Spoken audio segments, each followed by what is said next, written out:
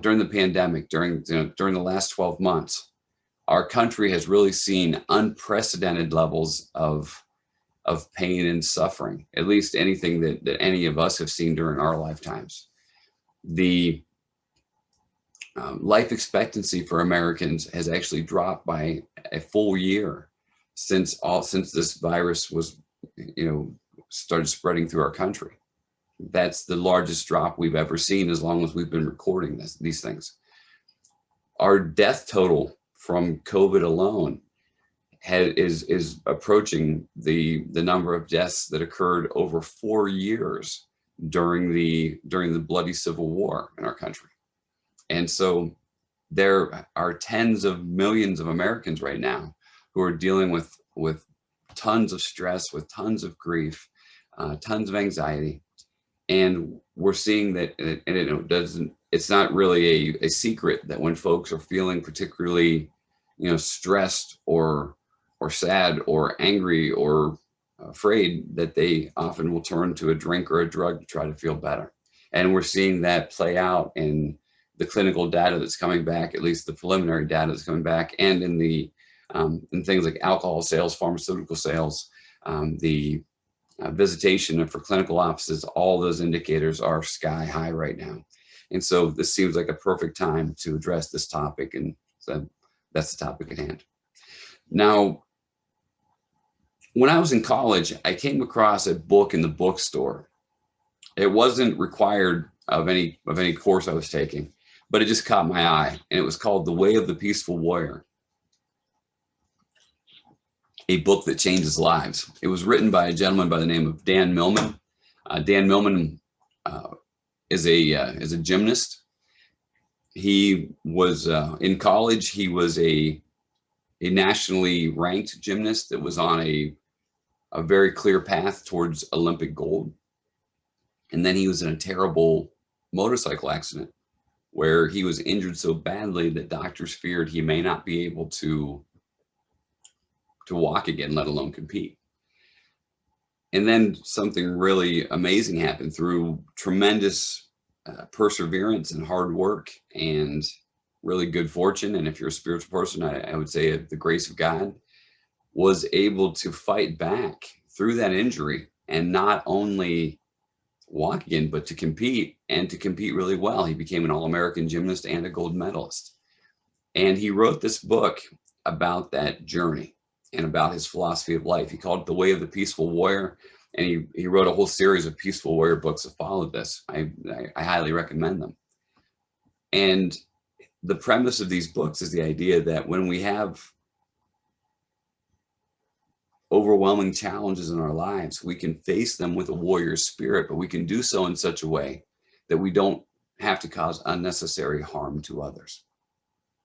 And he shares that philosophy in this book series by telling anecdotes, little stories that have a moral to them or a lesson. And some of those I've carried with me all my life. One of them is particularly apropos to the topic at hand today.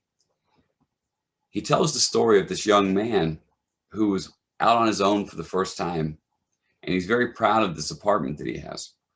It's a nice little loft apartment, and he regularly brings people back to show it off. And so he always likes to make sure that his apartment is neat as a pin. And so he wakes up in the morning and comes down out of the loft and looks at the kitchen and realizes that there are still dishes on the counter from the folks he had over for dinner the night before. And so he decides that even though he doesn't have a lot of time, he's going to hurry up and knock those dishes out before he leaves for work for that day. So he puts the stopper in the bottom of the sink, he puts in a squirt of soap, he puts the dishes in the sink, starts running the water with the intention of coming right back over and completing them before he leaves. Well, he goes and starts getting ready for work, and one thing leads to another. He gets distracted, and he looks up at the clock and realizes that if he doesn't leave right that moment, he's going to be late for work.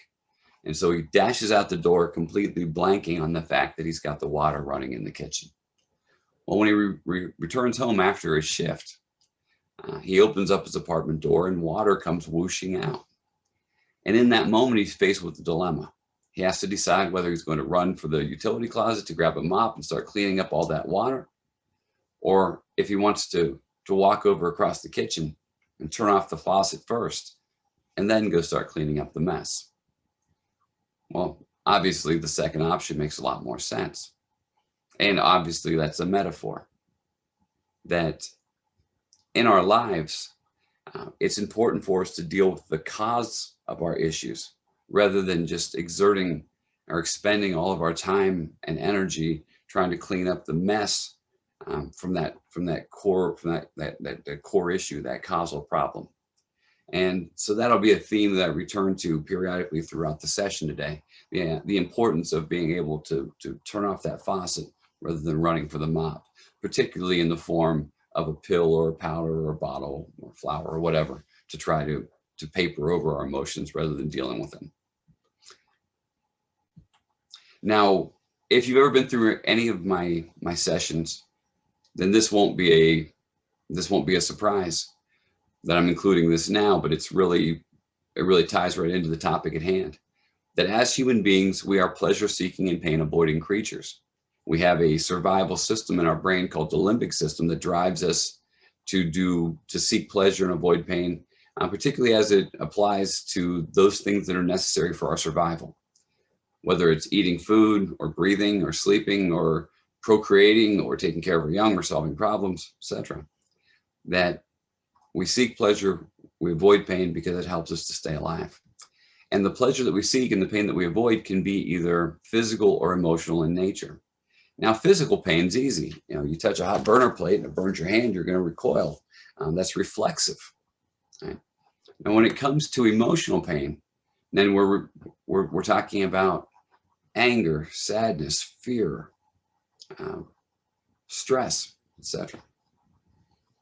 And just like with the physical pain, while emotional pain is uncomfortable or unpleasant, it's also incredibly valuable because it helps us to establish boundaries and limits and recognize what we should do and what we ought not do.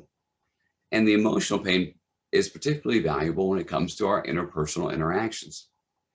If we are interacting with others and we walk away from those experiences feeling sad or scared or tense or mad, etc., then we can learn from those experiences and make adjustments so that we can have better outcomes from our interactions with other more satisfying outcomes. And by learning those lessons, we grow and become more mature individuals, and we develop a sense of other and become more emotionally intelligent creatures. And that tends to make us better members or better functional members of the groups that we count on for survival, whether that's our family or our workplace or our community, etc. In that way, it's incredibly valuable. Where it becomes really problematic or overweening or pathological is when we get stuck in those emotions, when we don't learn those lessons. If we get stuck in anger, we can develop like a toxic rage syndrome. If we get stuck in fear, we can develop an anxiety disorder. If we get stuck in sadness, we can become depressed. If we get stuck in stress, we can develop post-traumatic stress disorder.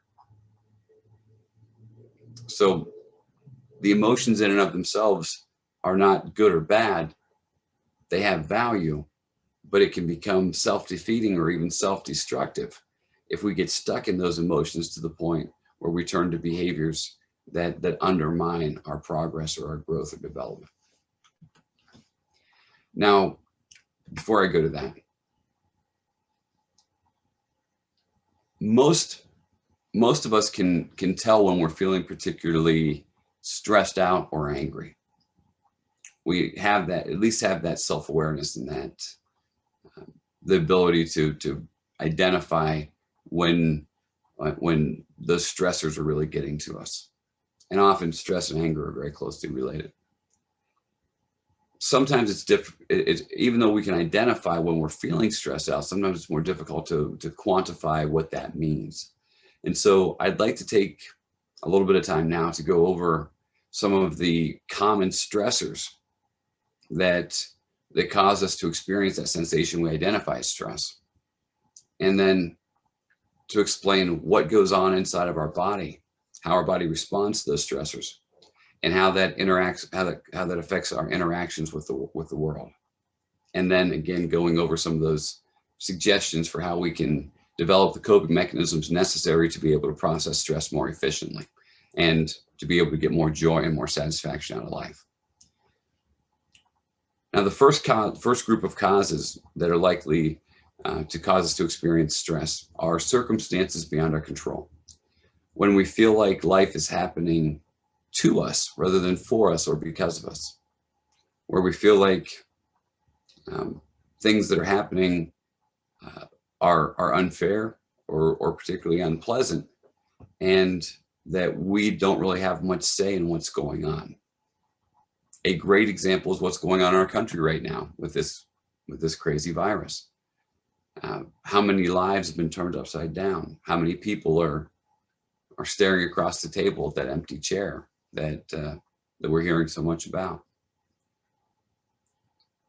All the folks that have lost their livelihoods, where they had a plan and they were going along and things were going well, and then all of a sudden this virus gets released, and then in order to try to stop the spread of it, there's all these mitigation efforts that are impacting us in countless ways. That's really a stressful situation for a lot of people. Look what happened in Texas a few weeks back, where they had that winter storm, and in the energy, one of the capitals of the energy sector of our country, folks weren't able to have heat or clean water or food, and people were starving to death and freezing to death in Texas. It's crazy. But again, completely beyond their control, nothing they did wrong. Incredibly stressful situations. The other group of stressors result from having very powerful competing demands that are vying for our very limited resources. And so we have just so much money, so much time, so much attention, but we've got these forces that are pulling us in different directions. And that tension that we feel when we're getting pulled in those different directions often causes us to feel this sensation known as stress as well. And if you've ever been in a situation where you've had more bills coming in than paycheck coming in, or if you've ever had to be one place when you wanted to be someplace else, then you understand this tension that can pull you in those different directions, and that can make you feel so spread so thin or so threadbare. So being able to address those two causes more effectively, again, can help us to lower those stressors and to get more satisfaction out of life. Now, when we're experiencing those stressors, our body responds by releasing two very powerful chemical compounds. The first is known as adrenaline, and I imagine everyone is familiar with that. Adrenaline is a chemical compound that triggers our body's fight or flight response. It will allow us to have extra strength. It will give us extra energy, extra speed. It boosts our heart rate, our blood pressure. It allows us to tap into energy reserves we normally couldn't tap into during times of dire emergency. And it allows us to push through pain barriers we normally couldn't push through. You may have seen caught on camera videos where there's been a car crash and a child's pinned under the vehicle, and the mother's able to get out and lift the vehicle up just enough so the siblings can pull that child to safety. And even if we see those things with our own two eyes, it seems almost unbelievable, because under normal circumstances, we couldn't do those things. But when our life, the life of a loved one, is in jeopardy and that adrenaline is pumping, then we're able to often accomplish really amazing things. In that way, it's incredibly valuable. Now, there can be a long-term consequence for that, but we'll come back to that in a moment. The other chemical compound that's released during times of overwhelming stress or profound grief is a chemical known as cortisol. Now, cortisol is not as familiar to most of us, but if we understand what cortisol does to our body and our mind, it can really help us to understand our behavior a little bit better. And I would imagine just as importantly, it can help us to understand the behavior of others a little bit better as well. Because, and that can help us to develop a sense of compassion and empathy for others. Because, with empathy just meaning the capacity or the willingness to be able to try to consider something from somebody else's point of view.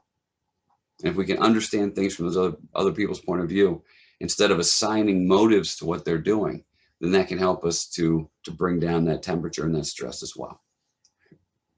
Now, with cortisol, when it's being released in the body, it will trigger our body's 5-alarm fire system. It's going to let us know danger, like, hey, all hands on deck, something is really wrong. And it triggers a response within our body known as the fight, flight, or freeze response. And again, compare this to adrenaline, which is just the fight or flight, where you get extra strong or extra fast. Scientists have identified a different response when it comes to cortisol, because they found in clinical studies that when they create really stressful environments for subjects, that not everybody turns into an action hero. Not everybody becomes extra strong. Not everybody becomes extra fast. Some people actually freeze like deer in headlights. Some people turn to stone like statues. Play possum. And that can be really vexing for an individual, particularly those folks who visualize or fantasize about themselves responding to those same situations differently. You'll often hear someone, or I often hear, I don't know what you will hear, but I often hear people saying, in response, somebody describing what happened in their life or how they responded, and someone else saying, well, it's a good thing that wasn't me, because if it was me, I would have done less and such. I would have responded in this way. And what scientists have found is that we don't always respond the way that we think that we would. That with that cortisol pumping full bore, with those really high levels of cortisol pumping through our veins, that cortisol will tell our body how to respond more than we tell the cortisol. And that response may be far different than what we think it should be. And a lot of times folks look back on their response, and they're really just, flummoxed about why they didn't respond differently. And it just has to do, if you're not prepared for it, that cortisol can really be overwhelming. Beyond the way that cortisol affects the body, it affects the mind in a very peculiar way as well. Cortisol acts as a natural amnesiac substance. It significantly impacts our memory and our ability to focus and pay attention to things. And that is a feature, not a bug. That's the way it's intended to work. This is part of nature's mercy, or if you're a spiritual person, part of God's mercy. Because think about the times when this is being released. This is being released during times when we are experiencing overwhelming stress or profound grief.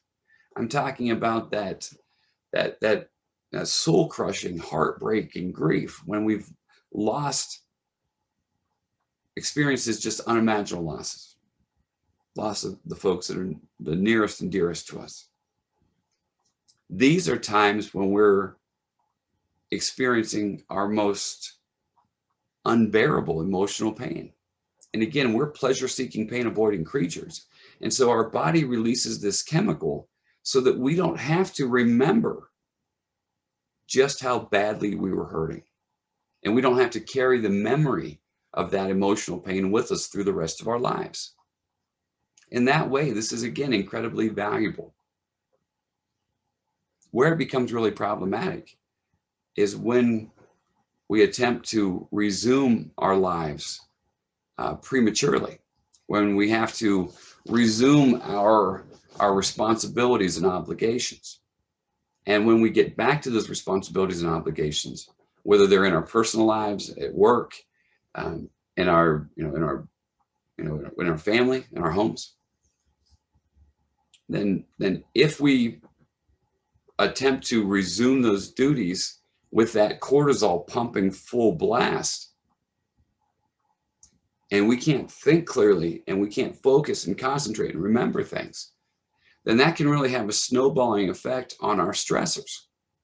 Because again, if you've got, say you've got a job where you've got to perform your duties in a very specific order of operations, and all of a sudden you can't think clearly and you're making mistakes, and you just can't pull together. I've had people tell me when they were going through really profound grief that they felt like they were losing their minds because they just couldn't do the things they can normally do.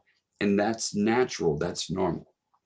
But if you don't understand it, and you can't understand why you're making these mistakes, and you're getting a lot of negative feedback from those around you about the mistakes that you're making, and that can really drive those stressors sky high.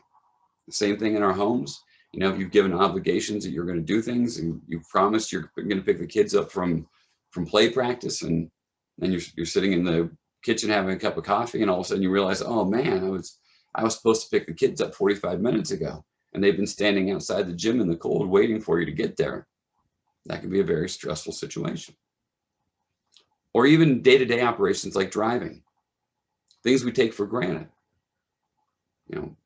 You're driving, to a destination that you've visited hundreds of times, and all of a sudden you feel lost. You can't remember the route, or you forget how to navigate a roundabout, or you forget that you're supposed to use the turn signal when you're changing lanes, or that you're not supposed to loiter in the passing lane.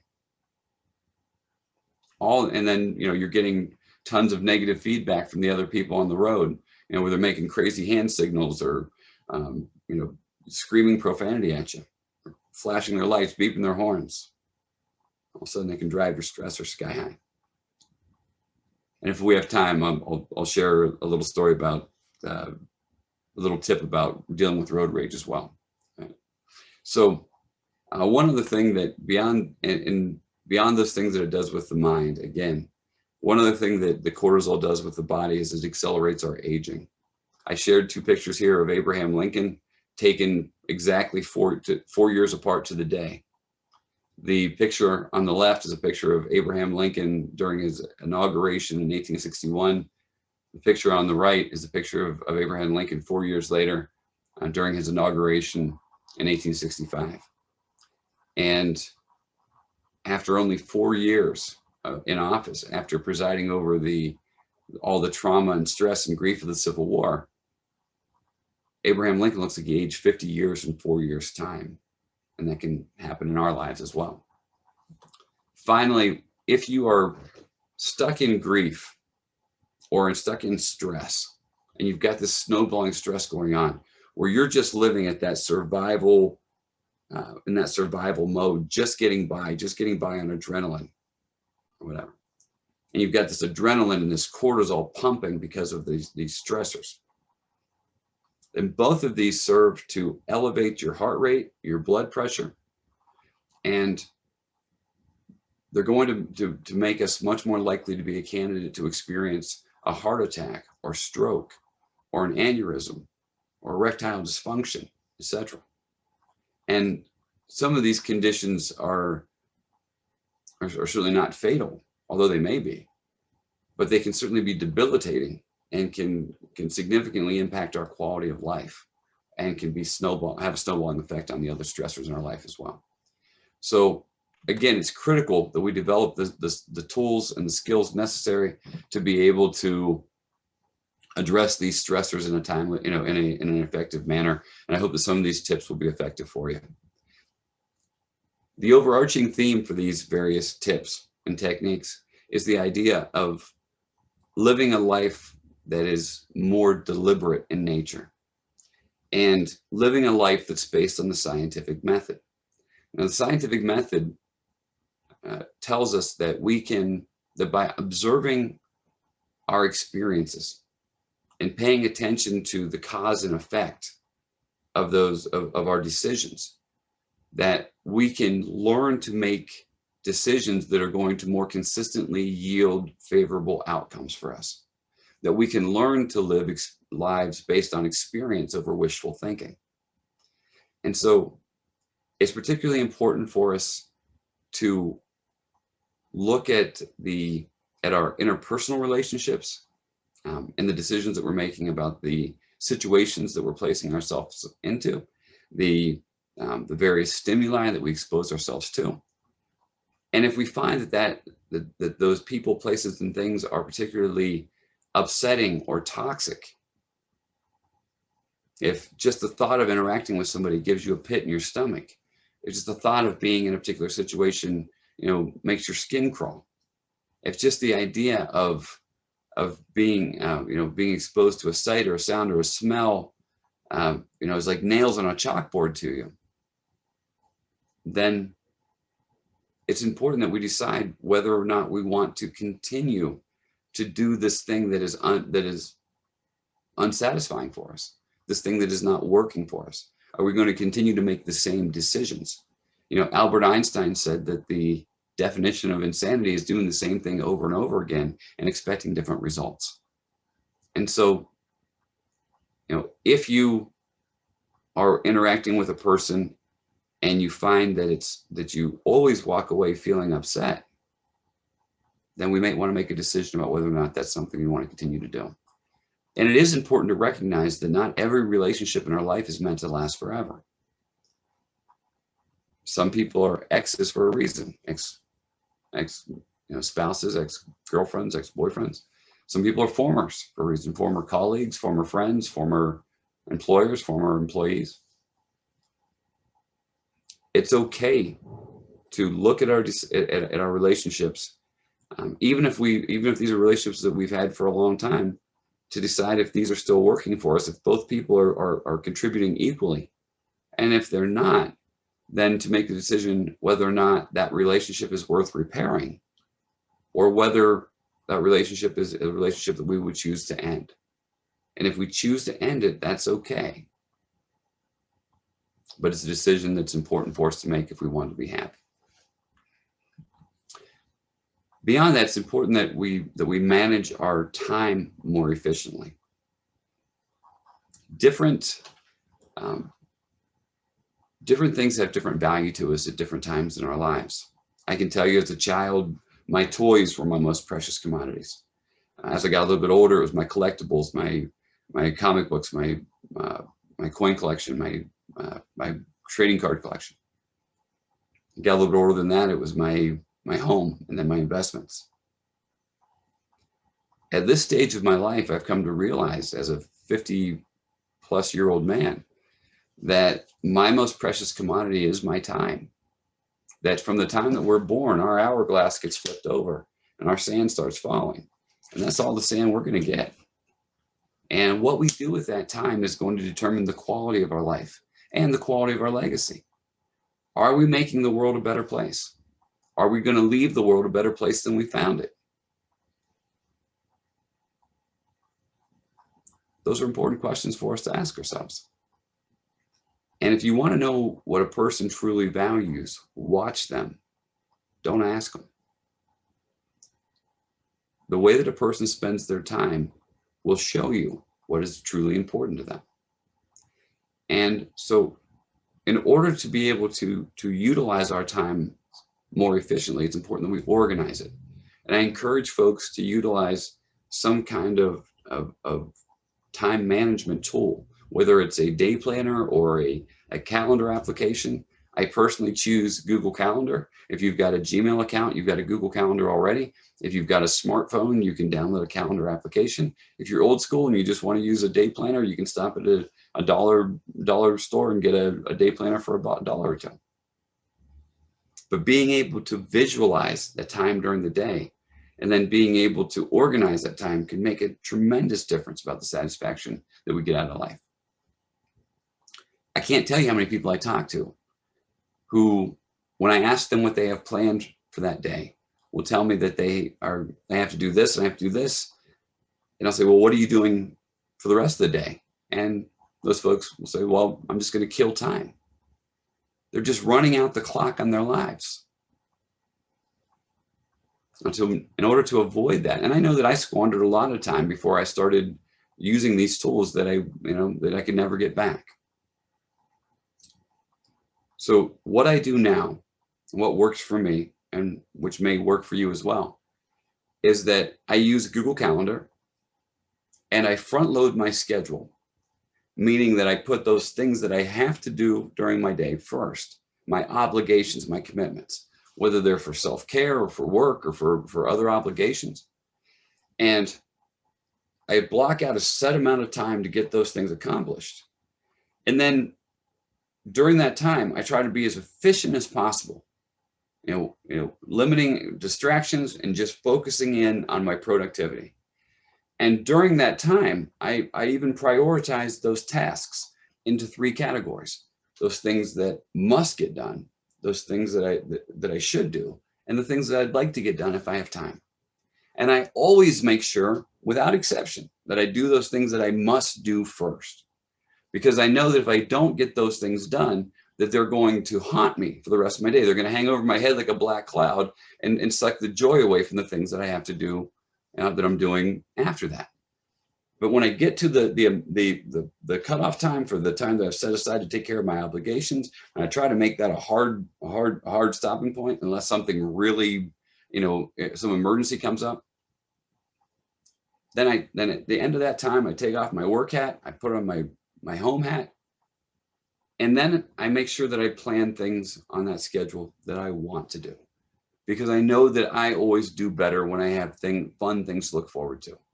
And it doesn't have to be a 3-ring circus. It doesn't have to be a trip to Cedar Point or hunting or fishing or whatever, or a ball game.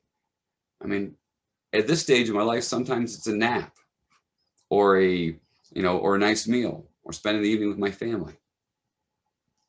But I put those things on my calendar too, because I found that if I don't block that time out, then I leave it vulnerable to get hijacked by other things.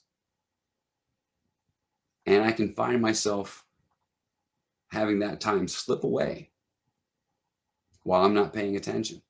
And before long, days, weeks, sometimes even longer have gone by without me doing the things that I care about the most or seeing the people that mean the most to me.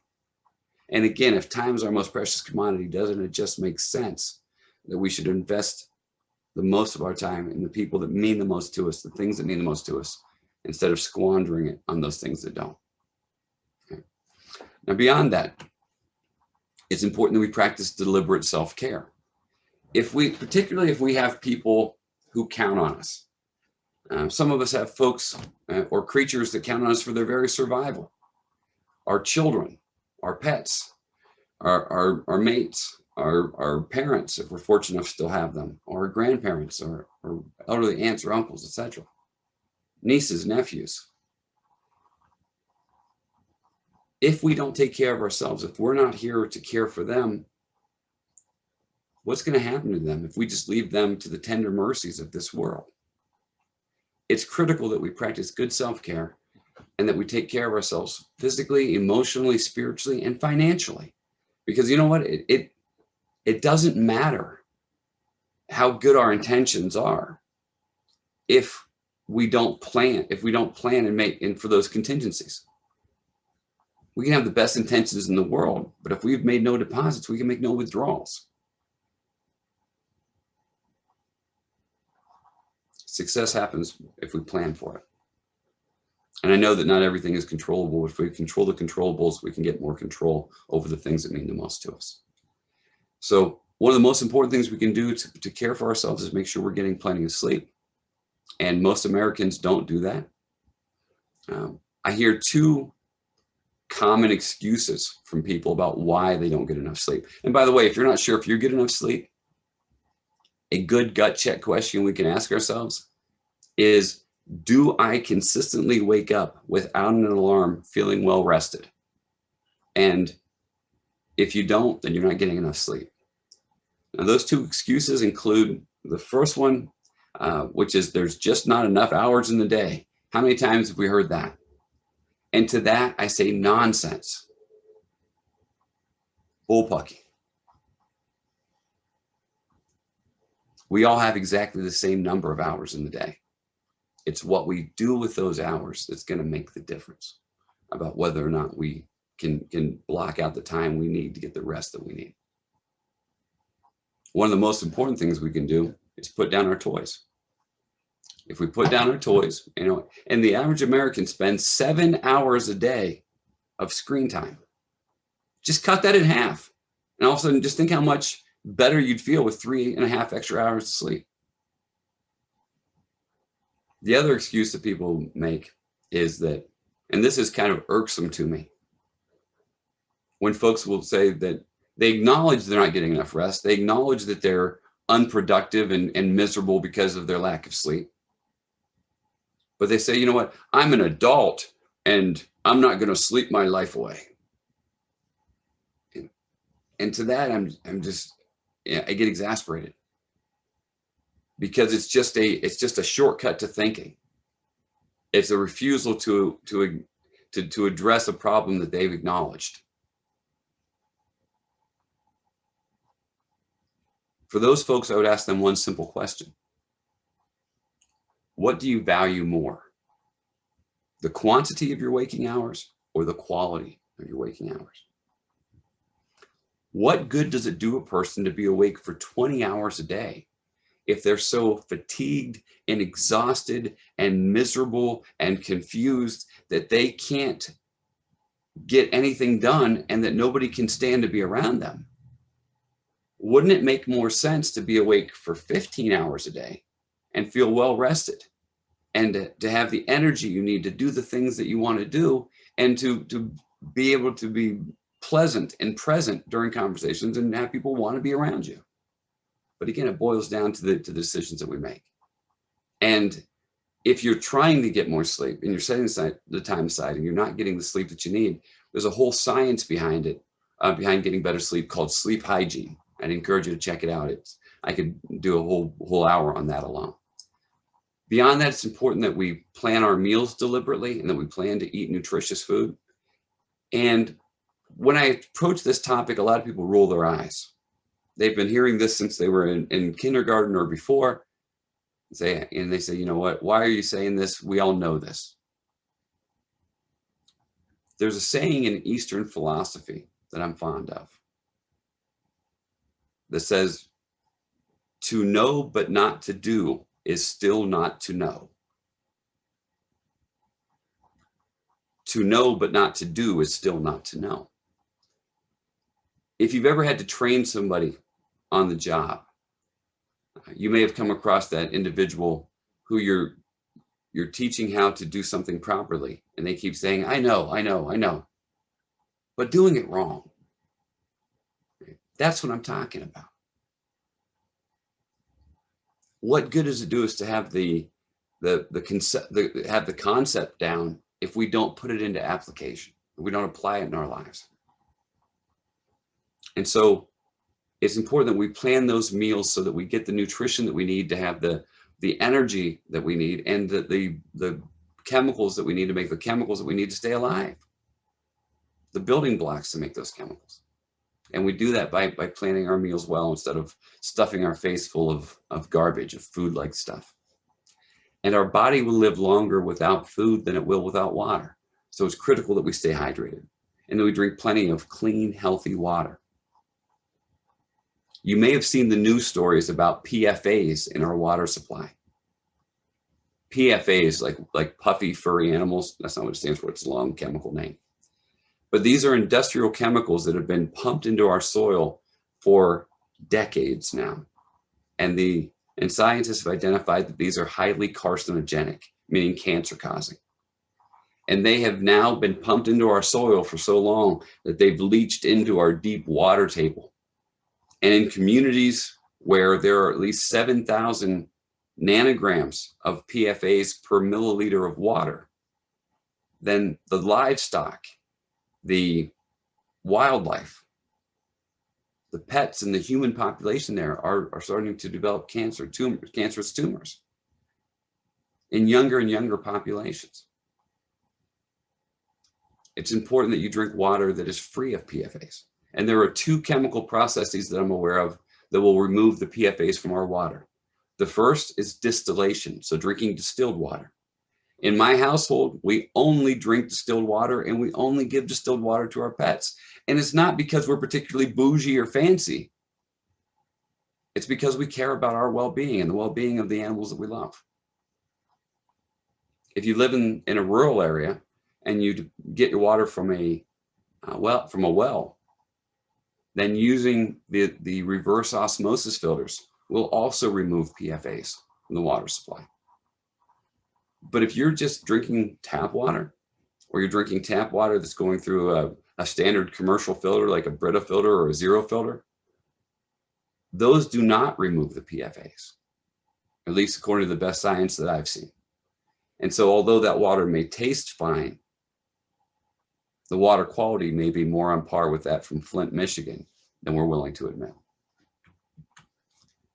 Beyond that, it's important that we do regular diagnostics and maintenance on our body and on our emotions. And if we recognize that we're feeling particularly upset, by paying attention to our physiological cues and our thoughts that are starting to spiral and leading us to get more and more upset, there's something very simple we can do to feel better. And this is a life hack that I want to share with you. We can stimulate a nerve system in our body that can bring us a significant feeling of calm and relaxation. It's called the vagus nerve. It runs from around our ears, down our carotid artery, down into our abdomen, and it fans out there. And the activation of this system is very simple. Right? In order to activate this nerve, all we have to do is something that we're all doing right now, but just doing it in a very deliberate way, and that's breathing.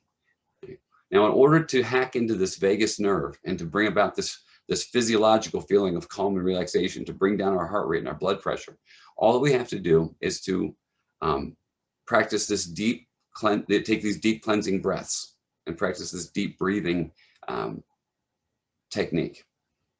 It involves breathing in through your nose for 4 seconds until your lungs, all 4 chambers of your lungs, are completely full. So you breathe like,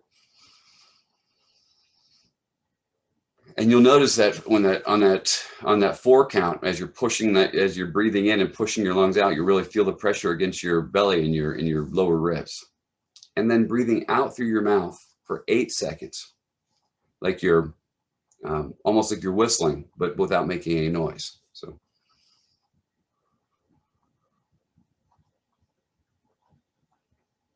Now you'll notice that as you get to that count 7 or count 8, that you're really having to push hard with your abs, and you'll feel it's almost like you're squeezing the last little bit of air out of an air mattress.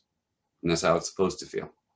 But one cycle involves 4 seconds in, 8 seconds out, 4 seconds in, 8 seconds out, 4 seconds in, 8 seconds out. Now, obviously, 4 seconds and 8 seconds, it makes up 12 seconds. It's one cycle of this breathing, if you do it properly, is going to take 12 seconds. And so there are 60 seconds in a minute. 60 divided by 12 is 5. So it means it's going to take 5 cycles of these deep cleansing breaths to get to 1 minute. And it takes 2 minutes or 10 cycles to get to a point where you're going to activate that vagus nerve. Right? But this is not pie in the sky hypothetical. This is something that really works. If you go to a CVS or a Rite Aid, pop your arm in the blood pressure cuff and measure your blood pressure, and then step aside and do a couple of minutes of deep cleansing breaths. If you do it for up to 2 minutes and then pop your arm back in that blood pressure cuff, you're going to notice a drop of at least 10 points on the top and bottom numbers of your blood pressure.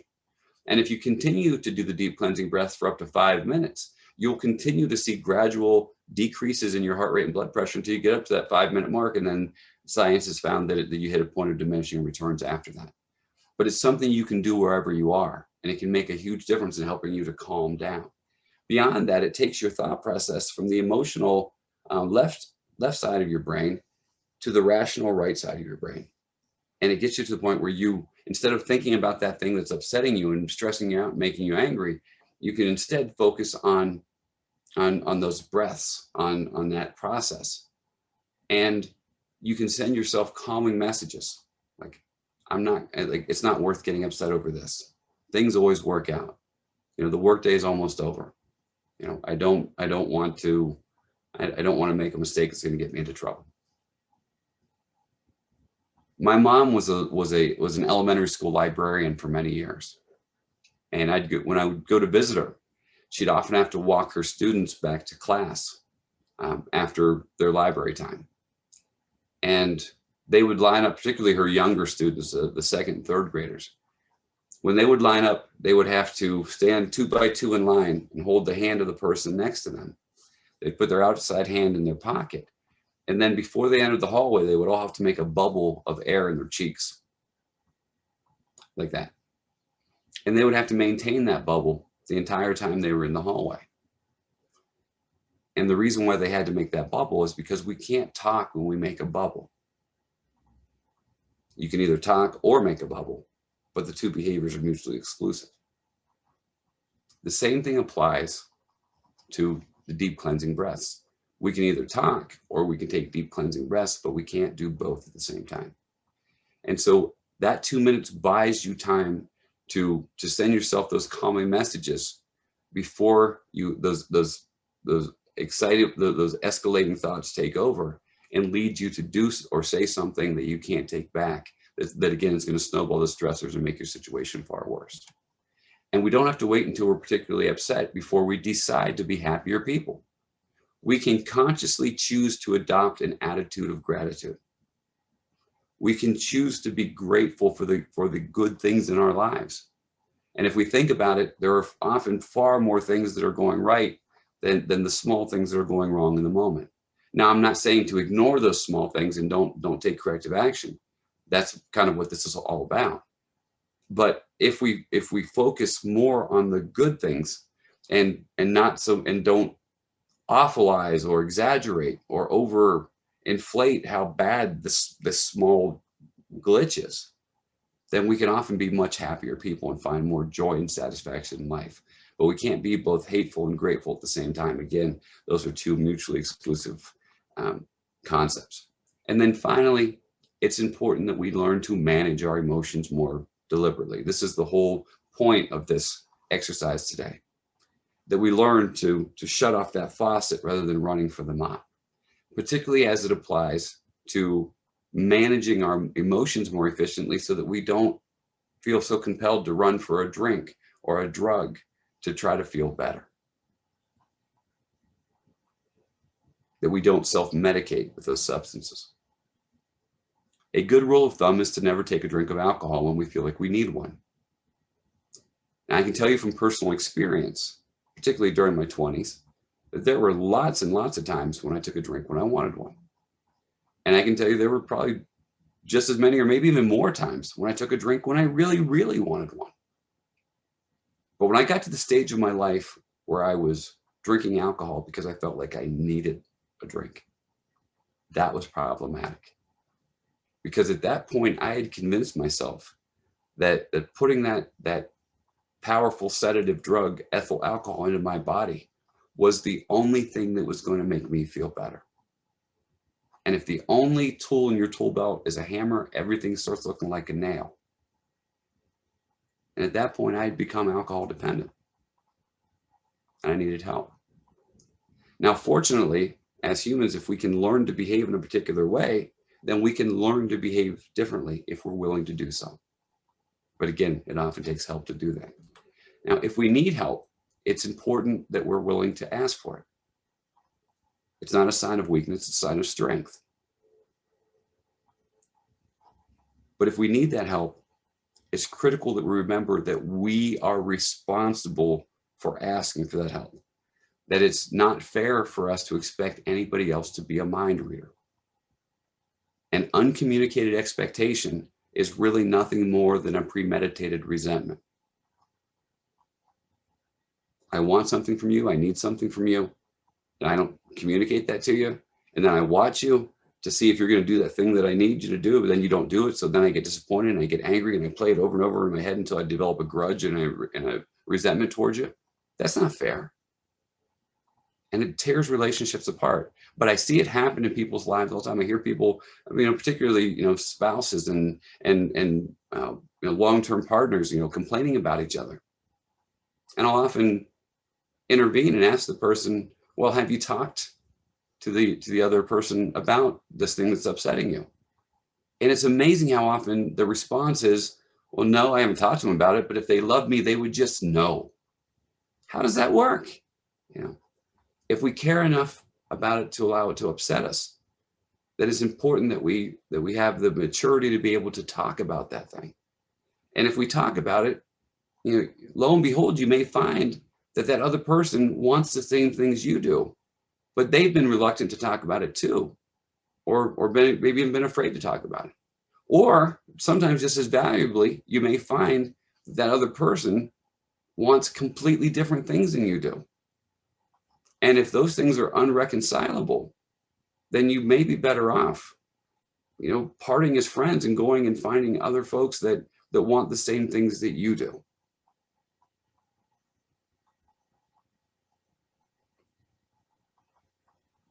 We have the power to do that. I guess I'll finish up on this. I went to a seminar in Cincinnati many years ago. It was put on by, it was a seminar on grief, stress, and trauma. And the speaker was amazing. She was a professor emeritus in psychology at an Ivy League school. She had a resume that looked like a New York phone book. I mean, this lady had more degrees than a thermometer.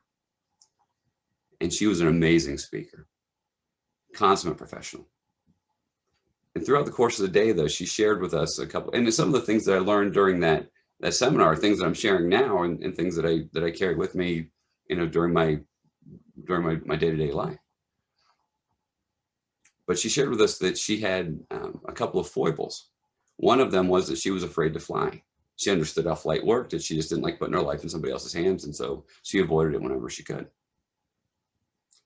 The other foible was that she, for many years, struggled with road rage. And it wasn't that she was necessarily a really angry person, but it was a learned behavior that she had learned from watching her family. It was a family of road ragers too. Her grandparents were road ragers, her parents were road ragers, her older brothers and sisters were road ragers. She just thought that's the way that you drove.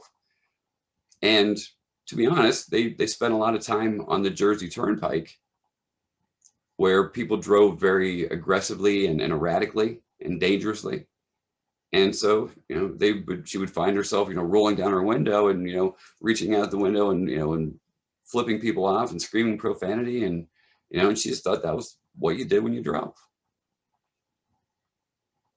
And she carried on that way for years until she was traveling to a conference with a colleague.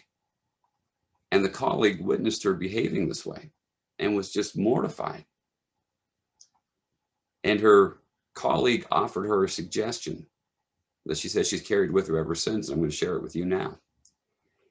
She said that now when somebody is driving particularly dangerously or erratically or aggressively around her, she tells herself, well, maybe they have to use the restroom. Maybe they have to use the restroom. That simple thought is incredibly powerful, because what it helps us to do is to establish empathy for that other person. It's the rare individual who has never experienced a restroom emergency, where they've had to urgently find the facilities at risk of having things get really messy. And so that thought allows her, it frees her from having to engage with that person. She can see them as someone who is behaving badly near her, who's driving erratically near her, instead of somebody who's behaving badly towards her. She doesn't have to personalize it.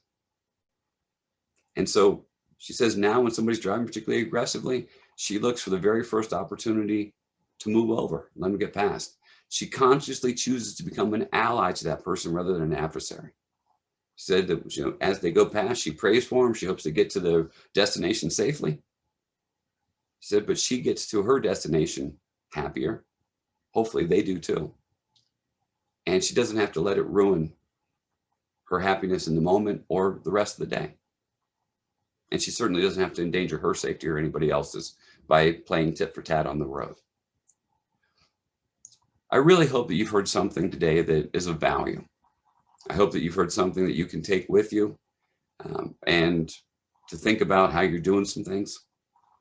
Even if you are not a particularly stressed out or angry person, you know, it's always a value for us to look into the decisions that we're making and to ask ourselves, are we doing this out of habit? Are we doing this because we're stuck in a rut? Or are we doing this because this is what's going to yield us the best outcomes? And if we need to make some changes, it's important that we consider, you know, whether or not, you know, we're willing to do those things. If we're okay with continuing along with the same unacceptable outcomes. If we're not, if we're willing to make those changes, then, you know, finding somebody who has the skill set to be able to help us to achieve those things. And the last thought that I'd like to share with you is this. If we need help, there's nothing wrong with asking for it, but it's important that we choose someone to help us very deliberately. And remember that not everybody who shows up when we're in trouble is there to help. Sometimes when a person is drowning, that person who's running over to the shore isn't carrying a life preserver. They're there to step on their head. If you've got a particularly sensitive or delicate issue that is bothering you, and you are reluctant to talk to somebody to get that help because you're afraid that it may get circulated or may not stay within those confines, then I would encourage you to talk to a professional who is bound ethically and legally to keep your information confidential. You can talk to your HR department and get a copy of your EAP provider list. You can look at your providers that are in network for mental health services. Or if you would want to keep your personal life personal and your work life professional, which a lot of people, never the two shall meet. I understand that. Then a source that we often use is the Psychology Today website. You can go there, tap on the Find a Therapist tab, and then just put in your zip code, your home zip code, and dozens of top-rated therapists will show up in your community. They'll have a picture of them, their biography, their area of specialization, their therapeutic approach, the type of insurance they accept, and then choose one, make the appointment, and keep it. And then when you keep that appointment, schedule another 1 or 2 sessions just in case. Because a lot of times that first session is used to get to know each other and to identify the problem. The next session will be used to solve the issue. But in just a couple of sessions, a lot of times people are able to put down issues that they've been carrying with them for many years that have been stealing their happiness or diminishing their quality of life. And if you've got something that's bothering you, it may be worthwhile to invest that time to do that yourselves.